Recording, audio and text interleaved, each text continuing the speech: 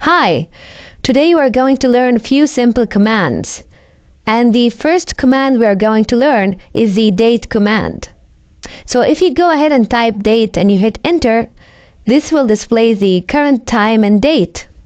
So at the time of recording this video, the date was Friday, January the 2nd, 2015.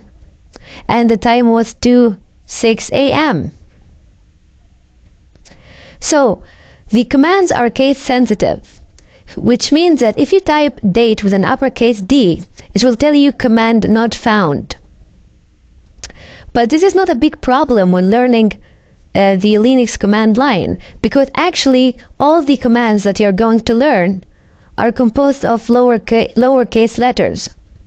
So you just have to remember that all the commands are composed of lowercase letters. Okay, so another command which is related to the date command is the cal command. And cal stands for calendar. And by default, the cal command will display the calendar of the current months. So if you type cal and you hit enter, this will display the calendar of the current months, which for me is January 2015. If you want to display the calendar of the whole current year, you'll just say cal space -y. And this will display the calendar of the whole year 2015. You can also specify a year. For example, if you want to display the calendar of the year 1990, you'll just say cal space 1990. And this will display the calendar of the whole year 1990. Also, if you want, for example, to display the calendar of January 1995, you'll just say cal space 1 space 1995. 1 here represents January, because January is the first month of the year. So as you can see, this will display the calendar of January 1995. You can also use cal space -3 to display the calendar of 3 months, which is the previous months, the current months, and the upcoming months.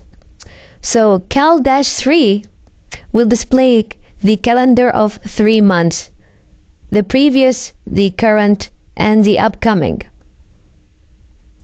Okay, so as you notice, the terminal gets filled up very quickly with commands and output.